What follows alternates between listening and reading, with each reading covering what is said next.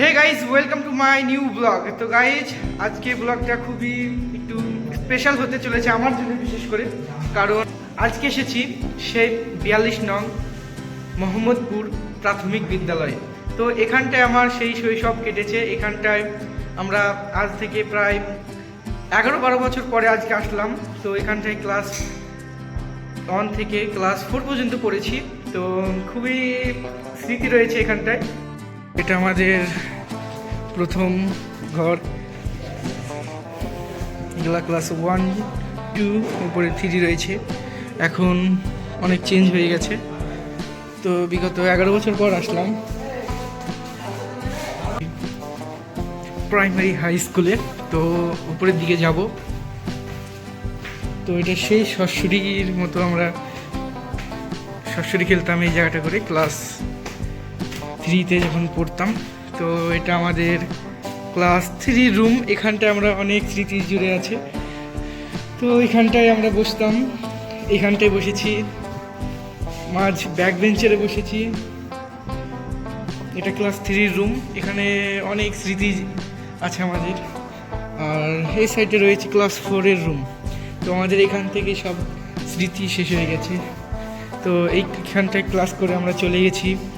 আমাদের পাশের আরেকটা স্কুল রয়েছে, মোহাম্মদপুর জুনিয়র হাই স্কুল। এটা ক্লাস 2-এর রুম।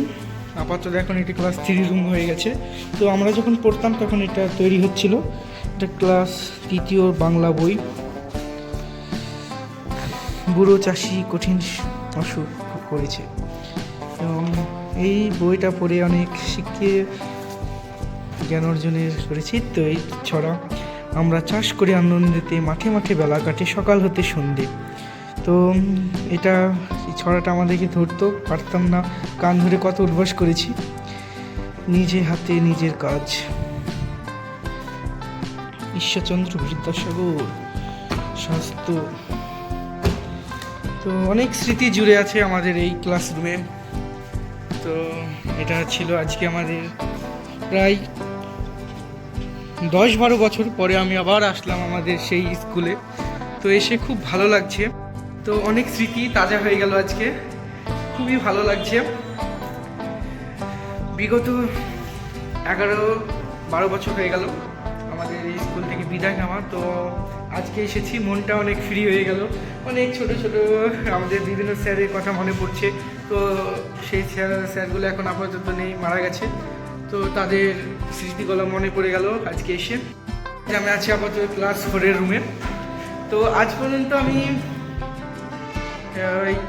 কলেজে ফার্স্ট ইয়ারে পড়ছি। তো ক্লাস 1 থেকে আজ পর্যন্ত আমি স্যারদের এই চেয়ারটায় এখনও বসি। তো এখানটায় বলতে গেলে আমাদের স্টুডেন্টরা ছিল যে আর কি ঠাট্টার মাঝখানে স্যারের এই টেবিলে বসে চেয়ারে বসেও থাকতো। কিন্তু আমি আজ পর্যন্ত এই চেয়ারে বসিনি, কারণ এটা শ্রদ্ধেয় আমাদের গুরুমশাই প্লাস শিক্ষকের এটা আশ্রম। তো এই জায়গাটায় সম্মানে আমরা এখানটায় বসিনি কোনো দিন। 2 বছর পরে, 10 থেকে 11 বছরের বেশি হবে, আমি এই স্কুল থেকে চলে যাওয়া হয়ে গেছে আমাদের। তো আজকে আবার আসলাম। তো রাতে অন্ধকার, তো এখন 9টা বাজছে, এখন কেউ নেই নিচে। আমাদের ওখানে অনুষ্ঠান হচ্ছে আজাদিল বাহিনীর। তো ওখানটায় দেখলাম, তাই স্কুলের ভিতরে আসলাম। তো এখন বাইরে যাব। এখন নিচের দিকে যাচ্ছি। তো এখন নিচের দিকে যাচ্ছি। তো আমাদের সেই স্মৃতিময়, এতে শশীর আমরা ছোটবেলায় খুব খেলতাম।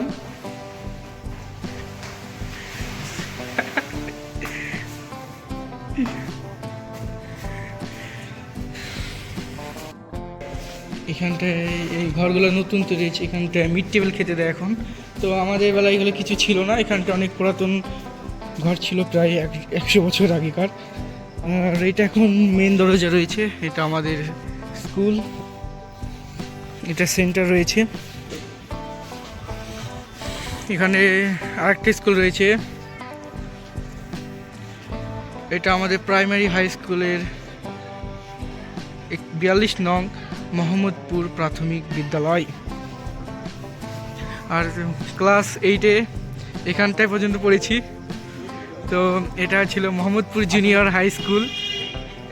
এখানটা আমি ক্লাস 5 থেকে 8 পর্যন্ত পড়েছি। তারপরে নওদা হাই স্কুলে চলে গেছি। তো আর অনেক স্মৃতি মনে ছিল সেইগুলো পুরো আবার নতুন করে জেগে উঠলো। গাইজ এখন বাড়ির দিকে যাচ্ছি। তো এখন রাত 12টার সময় পতাকা উত্তোলন করবে। তো এদিকে একটা ঝাল বড়া, পেঁয়াজের চপ, তো খেতে খেতে বাড়ি যাচ্ছি। তো অনেক স্মৃতি ছিল, আজকে সব মনে পড়ে গেল, খুব ভালো লাগলো ঘুরে। তোমরা যদি ভালো লাগে তোমরা লাইক সাবস্ক্রাইব করে দিও। আর তোমরা কোন কোন স্কুলে পড়েছো অবশ্যই কমেন্ট করে জানাবে। তো গাইজ এখন বাড়ির দিকে যাচ্ছি। তো ওরা রাত 12টার পরে পতাকা উত্তোলন করবে।